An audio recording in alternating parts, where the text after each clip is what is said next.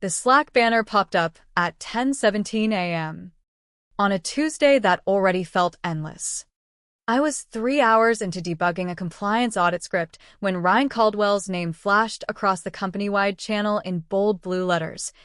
Congratulations to Ryan Caldwell, our new VP of Federal Operations at Sentinel Federal Technologies. The cursor on my screen froze midline.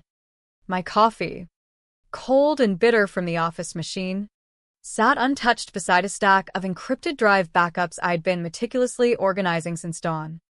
I stared at that announcement like it was a system error I could debug away.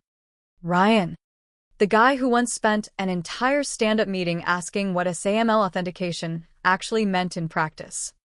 The same Ryan who delivered a 15-minute deck with half his slides upside down and still walked out to backslaps because he had that effortless charisma. The kind that made executives lean forward and nod like he'd just unlocked the secrets of the universe. I didn't slam my laptop shut. I didn't curse under my breath. But something inside me went completely still. Like the hum of the server racks in the corner of our open plan office suddenly dropped to silence. 9 years. That's how long I'd been the invisible backbone at Sentinel. Double shifts during fiscal year closeouts. 3 consecutive DoD compliance audits passed with 0 findings on my watch. Emergency patches at 3 a.m. when a classified endpoint threatened to expose sensitive data streams. Every successful renewal. Every last-minute recovery from a sandbox failure carried my fingerprints in the metadata logs. Taylor Brooks. Quietly credited only if you drilled down far enough. But nobody drilled. Not Greg, my longtime mentor, who once told me in a rare candid moment that I was the natural successor. Not the HR director who praised my rock-solid reliability but consistently mixed me up with the new analyst in accounting. And definitely not Ryan, who liked to call me the fixer in team meetings like it was endearing instead of dismissive. The office around me continued its usual rhythm, keyboards clicking, distant phone conversations about contract extensions, the faint scent of burned popcorn from the break room microwave. I sat back in my ergonomic chair, feeling the cool air from the HVAC unit brush against my neck, and exhaled slowly. That was the moment the decision crystallized. Not with anger, not with a dramatic exit plan scribbled on a napkin. Just a quiet, cold certainty. Before the weight fully settled, I stood up, walked to my desk drawer, and unlocked the small biometric safe I'd kept there for years. Inside, one encrypted thumb drive updated every quarter. A signed non-disclosure acknowledgement from a past contractor nobody here had ever met. And a simple sticky note in my handwriting. If they choose wrong, it's time. My name is Taylor Brooks. Female Taylor. The one who grew up in suburban Virginia fixing her dad's old servers instead of playing with dolls. For nearly a decade, I'd been the architect nobody saw coming, designing 4 of the 6 core pipelines that securely routed our most sensitive federal client data through encrypted nodes compliant with FedRAMP standards. I knew the contingency schemas, the modular failover logic, the exact dependency trees that kept everything from collapsing under audit pressure. When Greg pulled me into his glass-walled office an hour later, his expression was a mix of discomfort and practiced sympathy. Taylor, this wasn't an easy call, he began, voice low as if sharing a secret. You're brilliant at the technical side. Invaluable. Really. But the role, it needs someone who can command the room, energize stakeholders, represent us at Capitol Hill briefings with that executive presence. I met his eyes without blinking. You mean louder, I said evenly. He winced but didn't deny it. Vision alignment, he added weakly. Culture fit for the next phase. I smiled, not wide, just enough to acknowledge the clarity he'd finally given me. No tears. No speech about fairness or years of unpaid overtime. I simply nodded, thanked him for the honesty, and returned to my desk. By 2 p.m., my exit ticket was submitted through the internal portal.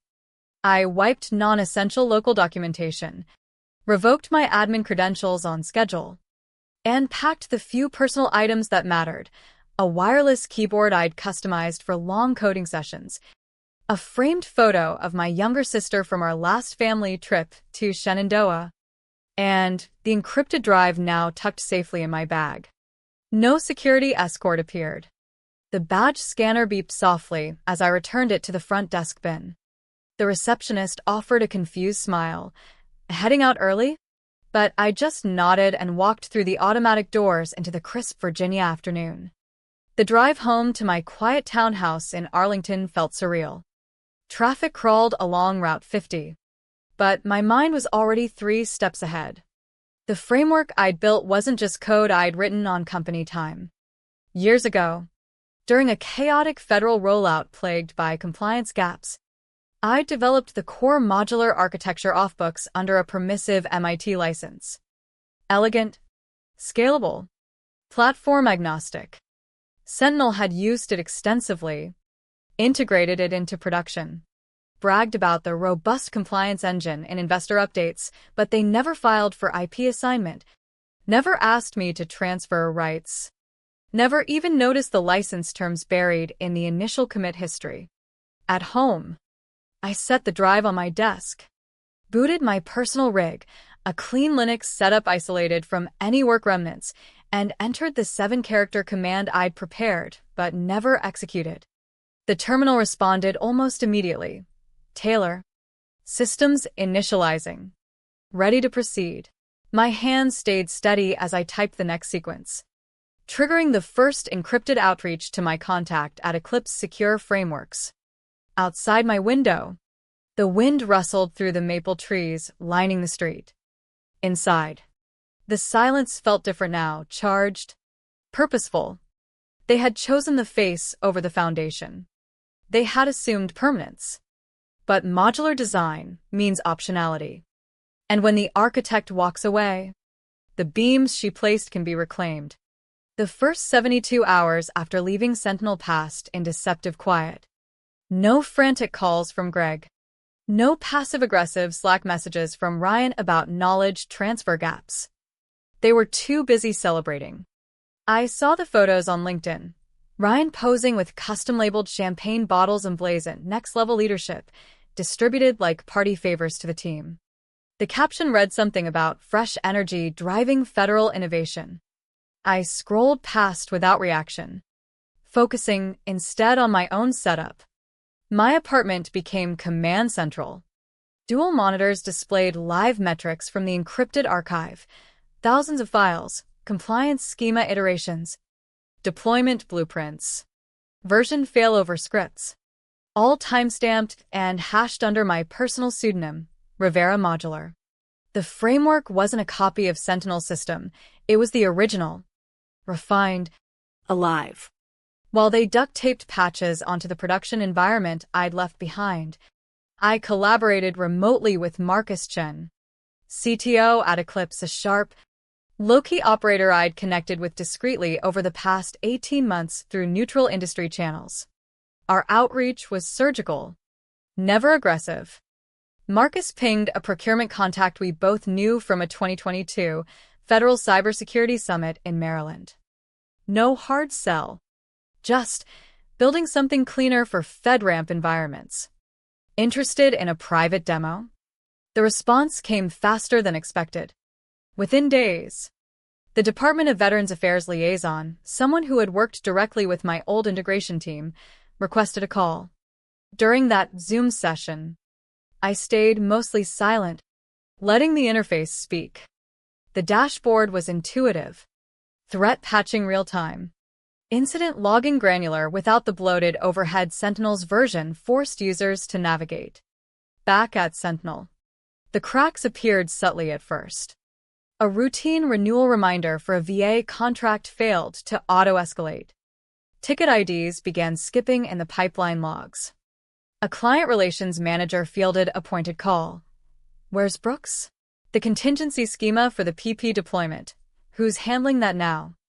The reply, "Ryan Caldwell is leading now," was met with a long pause and a curt "understood" before the line disconnected.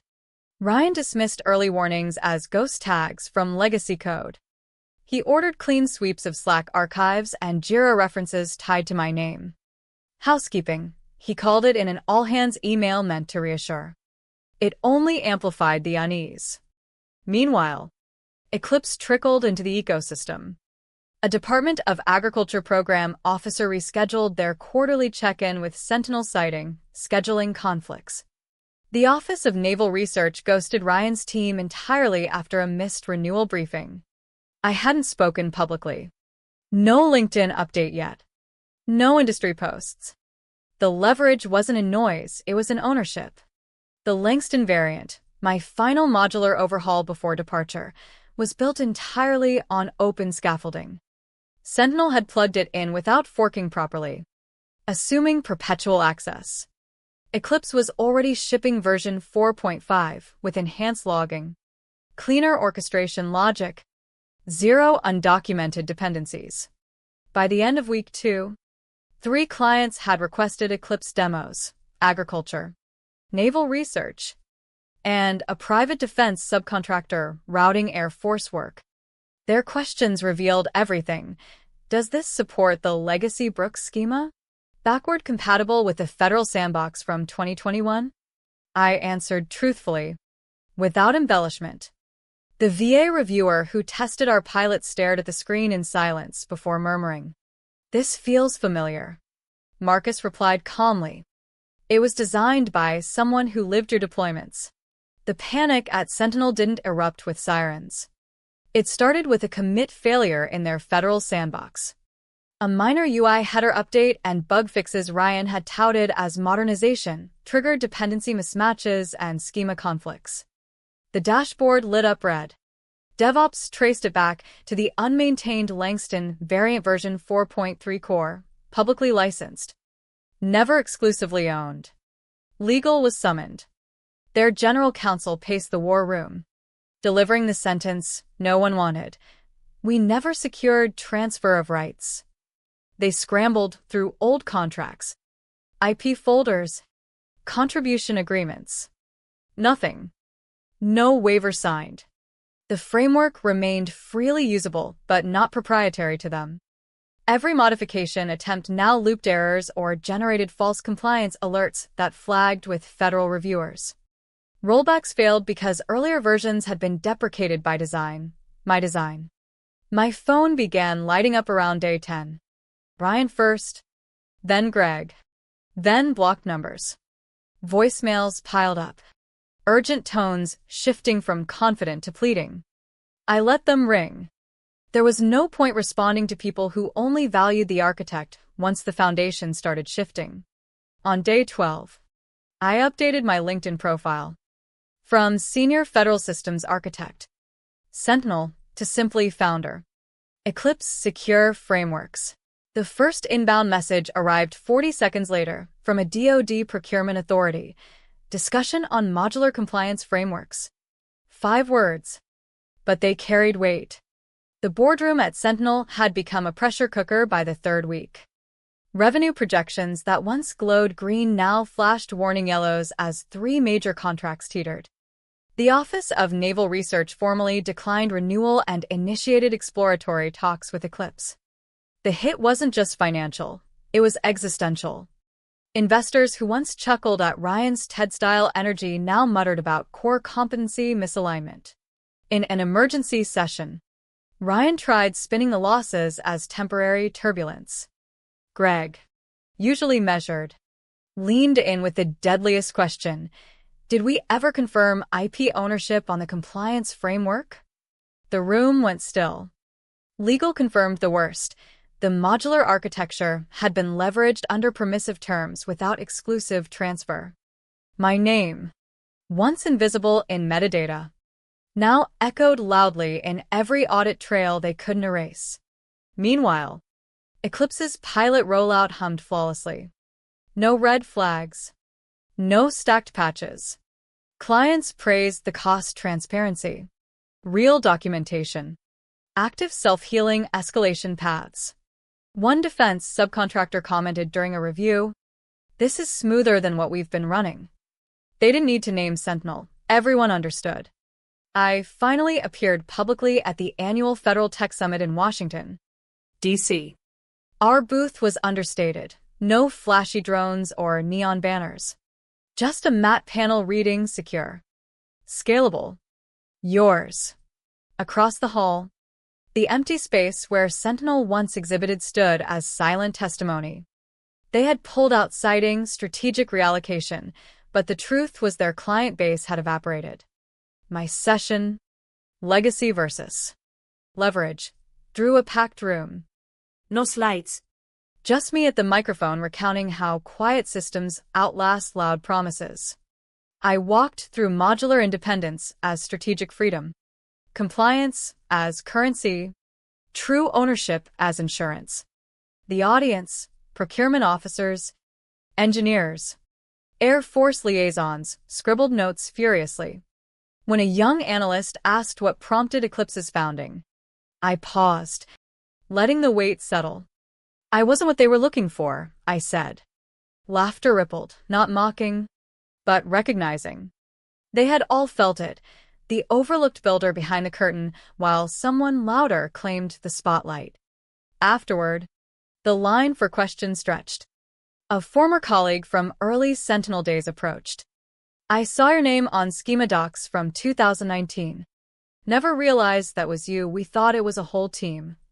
I shrugged lightly. It became one eventually. That night in my hotel room, I set my first out-of-office auto-reply since leaving. Onboarding new federal partners. Escalate through Eclipse contacts for urgency. The silence that followed wasn't emptiness. It was arrival. The calls intensified after the summit. 80-plus attempts in one morning alone. Ryan twice. Greg. HR direct lines. Even the CEO. Voicemails ranged from brittle appeals to outright frustration. I blocked the numbers without listening to the end. Leadership, I had learned, wasn't volume. It was knowing exactly when silence carried more power than any rebuttal. Sentinel's PR team scrambled with vague statements about ongoing dialogues, but the damage spread. Investors reached out to Eclipse directly for pitch materials. One major contractor submitted formal interest complete with pilot credentials and expedited NDA. Back at their offices, the commit failures had escalated. False compliance alerts triggered federal flags. Attempts to negotiate relicensing through intermediaries went unanswered, not from spite, but because the framework had already moved forward under new stewardship. The board confronted the reality. They hadn't lost a developer. They had lost the source code's true maintainer. Ryan cracked visibly. His usual manic pep talks faltered. The board session that excluded him sealed it. Phrases like external perception risk replaced earlier praise. The CFO highlighted loss meetings, client reversals, and the ONR defection as the final blow. I reviewed Eclipse version 4.6 metrics that morning over pour-over coffee, streamlined deployments, zero dependency errors. A new integration request from DoD procurement landed. "We're ready when you are." Not a proposal. An invitation. The ballroom at the summit closing reception carried the scent of stale coffee and quiet ambition. Eclipse's presence had shifted conversations. Clients voted with their feet, moving contracts away from unstable platforms toward maintained, documented alternatives. Standing there, I reflected on the journey. The overlooked architect hadn't sought revenge. She had simply reclaimed what was always hers by right of creation and care. Leadership wasn't the loudest voice in the room. It was accountability, clarity, and knowing when to walk away to build better. "Dylan, wait." Ryan finally left a voicemail that ended mid-plea. I didn't return it. The product had already spoken. As I closed my laptop that evening, the city lights outside hummed with commuters and executives chasing metrics that suddenly felt hollow. Inside, my whiteboard held clean rollout timelines and a single sticky note: stay silent. Let the work speak. It was speaking volumes now. Legacy isn't inherited. It's reclaimed by those willing to own it fully. The question lingers for anyone building empires on unexamined foundations. What happens when the quiet one finally steps into the light?